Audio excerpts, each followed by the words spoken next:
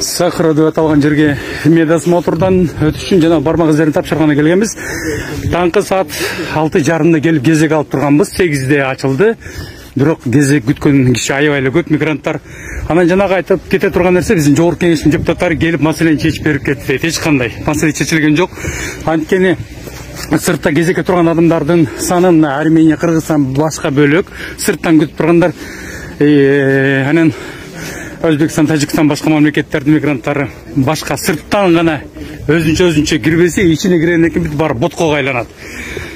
Эшектин тузагында чечкен жок, биздин жогорку кеңештин эл өкүлдөрү келип, мынакей маселени чечтик деп жатат. Азыр Facebook'та дагы посольствонун кызматкерлери кыргыздар үчүн атайын 2А деген ушундай коридор ачылды, бирок эч кандай бул чындыкка туура келбейт. Ичине кирсеңер азыр мен бул жөнүндө дагы видео дагы коем, сөз түрдө Facebook'ка жана башка YouTube каналдарга. Көрсөңүздөр болот, Сахарова келгенде. Мындайча айтканда биздин чиновниктер эч кандай маселени чечкен жок. Атайын кыргыздар үчүн деп атайын коридор эч кандай бөлүнгөн эмес. Сыртта гана кезек күтүп тургандар бөлөк болбосо, ичине киргенден кийин бар боткого айланат. Чындыгында ушундай каша болуп жатат десек жаңылышпайбыз.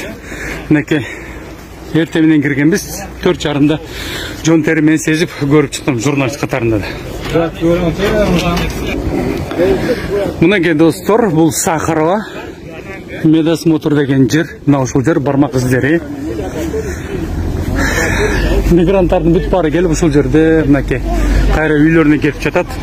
Азыр кайра үйүнө жетиш үчүн дагы 2 саат 3 саат убакыт кетет. Мынакей бул чыккандардын ичине дагы толгон токой адамдар кезек күтүп турушат.